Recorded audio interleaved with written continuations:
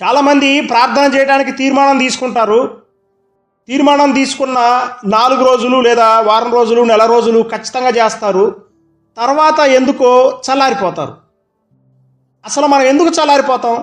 తీర్మానం తీసుకున్నప్పుడు ఉన్న ఆ రోషము కానీ, ఆ వేడి కానీ ఎందుకు కొన్నాళ్ళ తర్వాత మనలో సన్నగిల్లిపోతూ ఉంటుంది? ఎందుకు మనం ప్రార్థనలో చల్లారిపోతూ ఉంటాం? కంటిన్యూగా ఎందుకు ప్రేయర్ చేయలేకపోతున్నాం? పర్టికులర్ టయాన్ని పెట్టుకొని ఆ టయానికి లేవలసిన మనము ఎందుకు మధ్య మధ్యలో డుమ్మాలు కొట్టేస్తాం? సమయం ఉన్నా కానీ, బైబిల్ ఎదురుగా ఉన్నా కానీ మనం వాక్యాన్ని చదవం. ఎందుకై ఉంటుంది అంటారు? ఎప్పుడైనా మీరు ఆలోచించారా? చూద్దామా ఎందుకై ఉంటుందో? రండి చూద్దాం. దానియేలు గ్రంథము 8వ అధ్యాయము 11వ వచనము చివరి భాగము మరియు 12వ వచనం. ఆ సైన్యము యొక్క అధిపతికి విరోధముగా తన్ను హెచ్చించుకుని అనుదిన బల్యర్పణమును నిలిపివేసి ఆయన ఆలయమును పడద్రోసెను.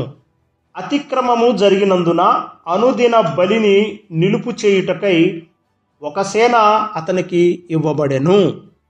అదే దానియేలు గ్రంథము 11వ అధ్యాయము 31వ వచనం. అతని పక్షమున శూరులు లేచి పరిశుద్ధ స్థలపు కోటను అపవిత్రపరచి అనుదిన బలి నిలిపివేసి నాశనమును కలుగుజేయు హేయమైన వస్తువులను నిలువబెట్టుదురు. ఇక్కడ 4 అంశాలు మనం గమనించాలి. ఒక అధిపతి ఉన్నాడు. ఆ అధిపతికి సేన అంటే ఒక సైన్యం ఇవ్వబడింది.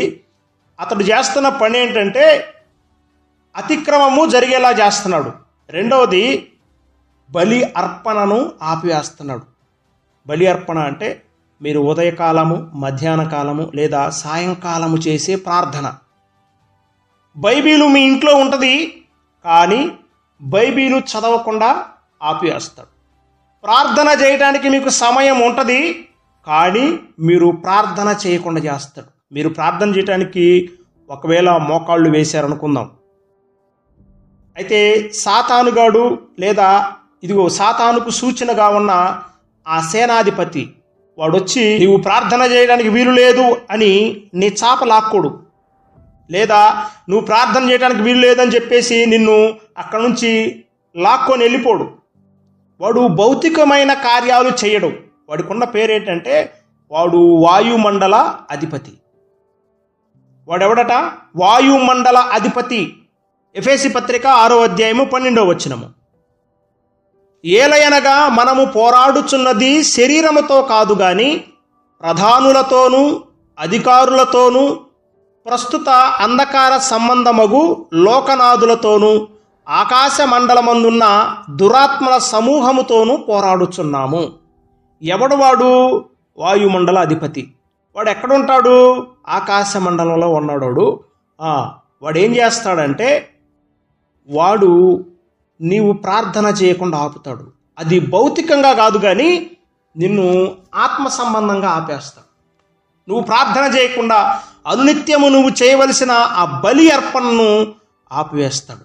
ఎలాగంటే సహోదరి, నువ్వు కర్రీ చేస్తావు, ఎప్పట్లాగనే రెగ్యులర్గా కూర వండుతావు. ఈరోజు అనుకుంటావు మా ఆయన చాలా బాగా కష్టపడి వచ్చాడు, మా ఆయనకి ఈరోజు చికెన్ వండి పెడదాం అనుకుంటావు. ఆయన కూడా డ్యూటీ నుంచి చాలా హ్యాపీగా మా ఆవిడ ఈరోజు ఏం కూర వండిదో అని ఆకలితో వచ్చి ఉంటాడు.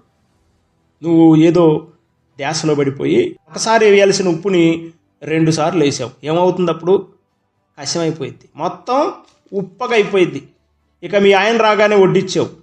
మీ ఆయన ఆకలితో ఉన్నాడు కదా, అబ్బా ఎంత మంచిదానివే నువ్వు చికెన్ వండావు అని చెప్పి కూర్చున్నాడు. కంచం పెట్టారు, రైస్ పెట్టారు, కర్రీ వేశారు, తింటా ఉన్నాడు, ముద్ద పెట్టుకున్నాడు. ఆకలితో ఉన్నాడు కదా, ఇక ఏం మాట్లాడడం అర్థం కాల. ఎలా ఉందండి అని కొసరగా అడిగింది అక్క. అడగగానే అయ్యగారికి కోపం వచ్చేసింది. ఇది కూర అంటే అని స్టార్ట్ చేశాడు. ఇది ఎవరైనా కూర అంటారా? నిన్ను కాదు అని అంటాడు. మరి ఎవరిని అనాలి? మీ అమ్మని అనాలి. నీకు కూర ఎలా చేయాలో చెప్పని మీ అమ్మని అనాలి.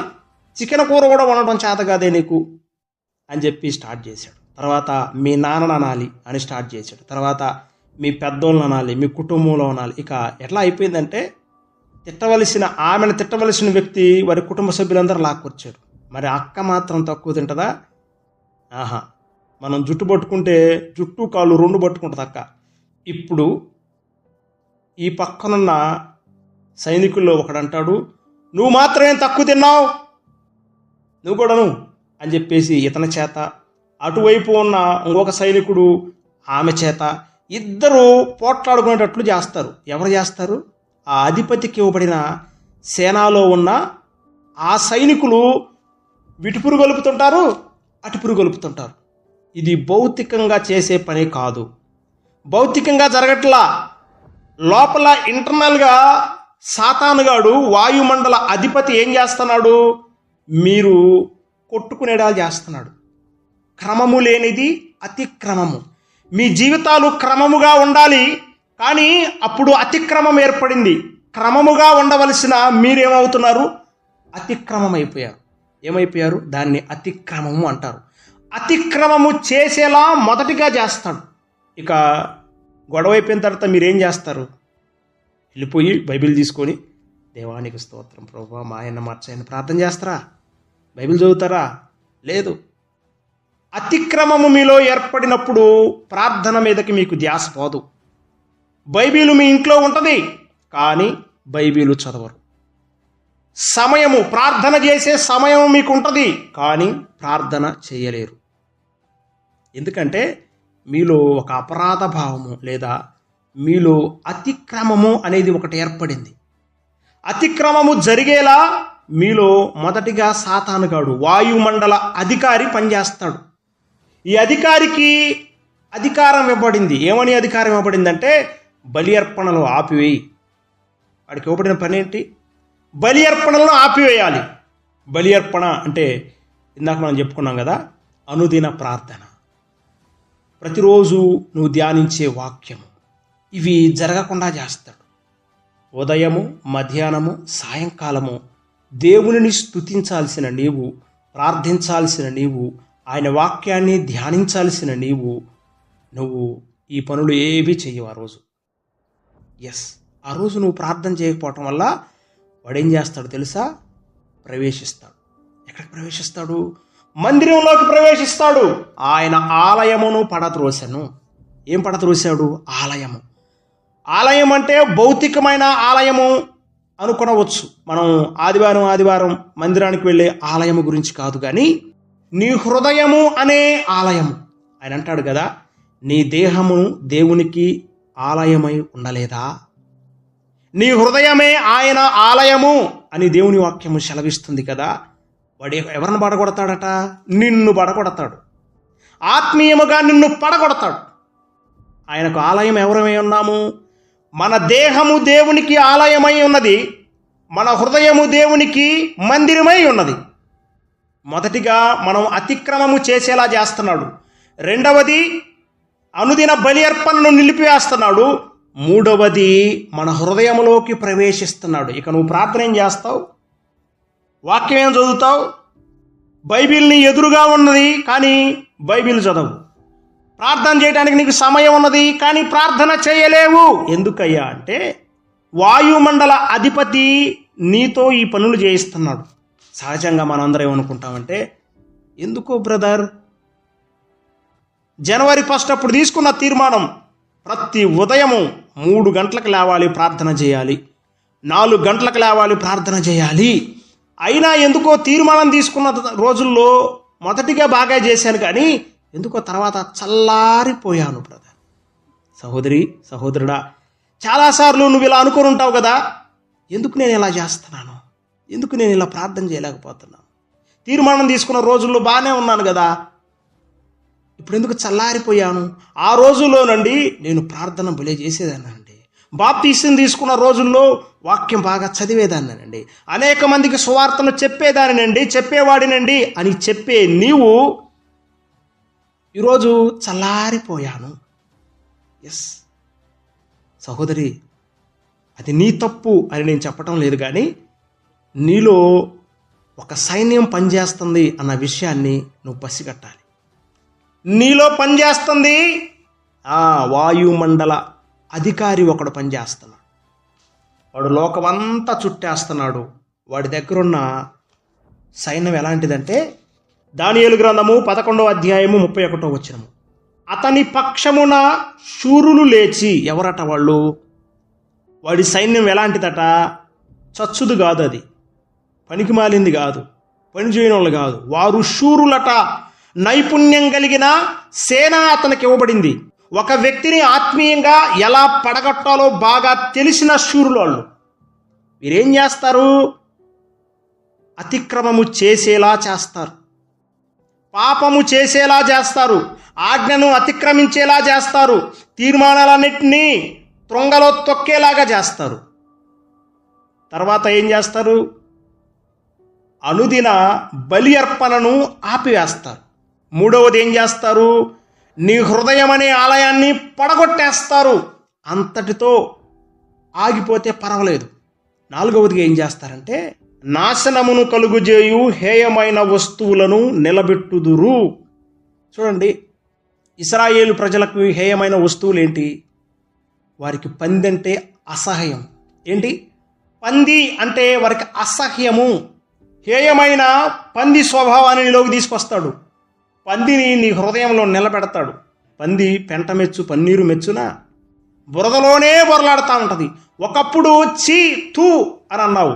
టీవీ చూడాలన్నా, మొబైల్లో పిచ్చి పిచ్చి వీడియోస్ చూడాలన్నా, లేదా అశ్లీలమైనవి చూడాలన్నా, అశుభ్రమైన మాటలు మాట్లాడాలన్నా నీవు ఎలా అనేవాడు అంటే, నీవు ఎలా అనేదానివంటే చీ తూ, ఇలాంటి పనులు మనం చేయకూడదు, ఇలాంటి వీడియోస్ మనం చూడకూడదు, ఇలాంటి మాటలు మనం మాట్లాడకూడదు, ఇలాంటి సాంగత్యం మనం చేయకూడదు అని తీర్మానం తీసుకున్న నీవు ఒక్కసారిగా పంది లాంటి స్వభావం నీలోకి వచ్చేసరికి నువ్వు బురద మెచ్చుతూ ఉంటావు, బురదలో బొరలాడుతూ ఉంటావు. ఇక ప్రార్థన చేస్తావా నువ్వు? వాక్యం చదువుతావా నువ్వు? సహవాసంలో ఉంటావా నువ్వు? హేయమైన వస్తువు నీలో ప్రవేశించింది కాబట్టి ఇక నువ్వు పెంటను పంది ముద్దాడినట్లు పాపాన్ని నువ్వు ముద్దాడతావు, జుర్రుకుంటావు. అబ్బా ఎంత టేస్ట్గా ఉందో అనుకుంటావు. ఒకప్పుడు నువ్వు వదిలిపెట్టిన పాపాన్ని ఇప్పుడు మళ్ళీ మండీ బిర్యానీ తిన్నట్టు తింటావు. ఆ పాపాన్ని జుర్రుకుంటా ఉంటావు. హేయమైనది నీలోకి ప్రవేశించింది కాబట్టి నువ్వు పందిలాంటి స్వభావాన్ని ధరించుకొని ఆ పాపపు బురదలో బోరలాడుతూ ఉంటావు. పంది, గొర్రె రెండు ఉన్నాయి కదా. పంది బురదలో చిక్కుకున్నప్పుడు ఏం చేస్తుంది? పంది బురదలో చిక్కుకున్నప్పుడు బురదలో బొరలాడిద్ది, బురదను జుర్రుకుంటుంది. కానీ గొర్రె బురదలో చిక్కుకున్నప్పుడు ఏం చేస్తుంది తెలుసా? జిగటగల ఊబిలో చిక్కుకున్నప్పుడు గొర్రె ఏం చేస్తుంది తెలుసా? అరుస్తుంది. యజమానుడికి లేదా కాపరికి తన స్వరము వినబడే వరకు అరుస్తూనే ఉంటుంది. కాపరి నన్ను కాపాడు, కాపరి నన్ను రక్షించు, కాపరి నాకు సహాయము చేయని అరుస్తుంది. గొర్రెకు దాని అరుపే ఆయుధము. ఆత్మీయమైన సహోదరి సహోదరుడా, నీ ప్రార్థనే నీకు ఆయుధం. గొర్రెకు దాని అరుపే ఆయుధమైతే ఆత్మీయమైన సహోదరి సహోదరుడా, నీకు నీ ప్రార్థనే ఆయుధం. అరవాలి. మన కాపరికి మన స్వరము వినపడే వరకు అరవాలి. ప్రభువా, దొంగ ఊబిలో చిక్కుకున్నానయ్యా, జిగట కలిగిన ఊబిలో చిక్కుకున్నాను ప్రభువా, సాతాను కబంధ హస్తాలలో చిక్కుకున్నాను ప్రభువా, నన్ను, నా కుటుంబాన్ని, నా పిల్లలను కాపాడయ్యా, నన్ను విడిపించయ్యా, ఈ ఊబిలో ఉండి పైకి లాగు ప్రభువా. అపవిత్రమైనది, హేయమైనది, అశుభ్రమైనది ప్రభువా నాలో ఉన్నది తీసివేయి ప్రభువా, హిమము కంటే నన్ను తెల్లగా మార్చయ్యా, పరిశుద్ధపరచయ్యా అని గొర్రెవలే అరవాలి. ఆయనట శోధించబడిన వారికట అతి త్వరగా సహాయం చేస్తాడట. మన దేవుడికున్న అతి గొప్ప లక్షణం ఏంటో తెలుసా? శోధించబడిన వారిని చూసి కనికరిస్తాడట. కనికరం కలిగిన దేవుడు. ఒక్కసారి మోకాళ్ళేసి అరుస్తూ ఉంటే గొర్రెవలే, అయ్యా ప్రభువా, అయ్యా ఈ ఊబిలో నుండి నన్ను రక్షించు ప్రభువా, ఈ మరణకరమైన వేదనలో కొంచెం నన్ను రక్షించు ప్రభువా, ఈ సాతాను కబంధ హస్తాలలో కొంచెం నన్ను విడిపించయ్యా అని గొర్రెవలే రెండు చేతులెత్తి నువ్వు మొరపెట్టుకుంటే నా ప్రభువుకున్న అతి గొప్ప లక్షణం ఏంటంటే కనికరిస్తాడట. శోధించబడినప్పుడు ఆయన కనికరిస్తాడట. గొర్రెవలే నువ్వు అర్థించాలి. రెండు చేతులెత్తి అర్థిస్తే ఆయన కనికరించి నీకు సహాయం చేస్తాడు.